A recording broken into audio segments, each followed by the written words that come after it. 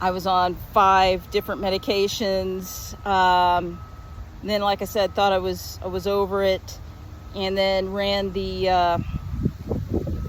5K and the 10 miler. The 10 miler on May 9th. By May 11th, I was ill, and then within 24 hours, I was really ill. I was sick for like 3 weeks in April, early April. Well, actually a little more than 3 weeks, and I was getting over the illness, thought I was okay, ran a 5K at 8:36, I think it was, pace, which is good, but it wasn't what I wanted to do. I wanted to run like around a 25-minute, in that range. I did 26:40, and then a week later I ran a 10 miler, and I ran it at, it was like a little over 9 minutes overall, or around 9 minutes overall per mile, which is not as fast as I can run, but took a lot out of me. So I thought I was okay. And then 2 days after the 10 miler, actually on the day I posted the video, but that night I posted the video in the morning about the Virginia Beach 10 miler surprise. And then that night, after I exercised on my exercise bike at home for about an hour, everything seemed normal, and within about 10 minutes of getting off the bike, all of a sudden my throat was sore. And I thought, wow, what is going on? I thought, well, maybe this is temporary. It wasn't. I was sick for, and still am recovering, for more than 2 weeks. I had to go back to the doctor. I went to the doctor the first time around. They did a battery of tests, COVID, flu, strep, negative. Doctor thought it was viral. I was on 5 different medications. Then, like I said, thought I was over it, and then ran the 5K and the 10 miler. The 10 miler on May 9th. By May 11th, I was ill, and then within 24 hours, I was really ill. Back to, seeing the doctor again, getting the same battery of tests, all coming back negative. This time she wanted me to do blood work. We did blood work. The blood work showed that my body was working overtime to fight some kind of infection. What that infection was exactly, I don't know. But at any rate, I was put on several medications again, and I couldn't run. So today you're seeing me. This is May 27th. I ran 5 miles. I just finished 5 miles, which is the longest run I've done in over, more than 2 weeks, 17 days. All of this is kind of, although it's not in the same category, I think of Kyle Busch, who died, the NASCAR driver. I'm not even into NASCAR, but I read that story with some interest, how he kept pushing himself, and then he had pneumonia, and then it turned into sepsis, and then of course we know, unfortunately, he died. So I was just thinking, reflecting on sometimes how we push our bodies, all in this effort to, train, but we're being counterproductive.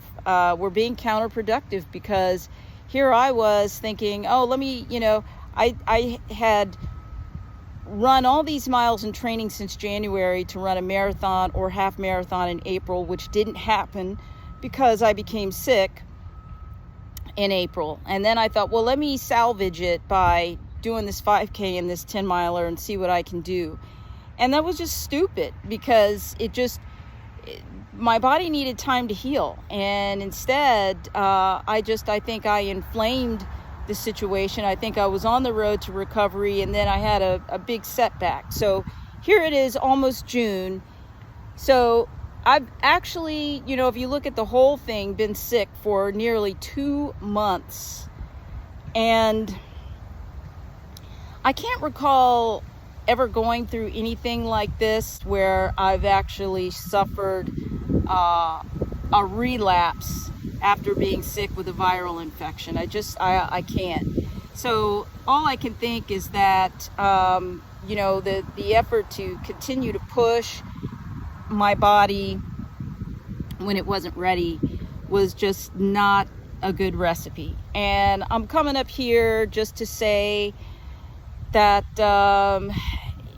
you know, it reminds me of a post that I saw a few days ago, maybe a week ago. It was something that I actually reposted on a social media account that I have. Some of my friends chimed in, and we were all in agreement on it. I mean, those who did chime in on this idea that, you know, we celebrate these moments where people are crawling across the finish line at a marathon, or, you know, pushing it really, really hard after they've gotten sick on the course, you know, whether it's a marathon or something else. And sometimes, you know, these efforts are to be applauded, but other times, and I've touched on this when I first started this channel, I probably more than touched on the idea. I talked about it in some depth, that sometimes stopping, you know, saying, okay, it's not okay to continue, maybe it's okay to not finish, is the positive response, because it you know, it can be saving you for another race. That if you continue to go, you know, you may injure yourself or be so ill afterward that you may not be good for a very long time. I mean, this happened to me in my very first marathon in 2000, and there was a 23 laps between my first and second marathon, because my experience at the first one, the Chicago Marathon 2000, was so dramatic, where I was so ill. You know, on the course, I got sick, dizzy, things were spinning. You know, I remember someone saying to me, keep going.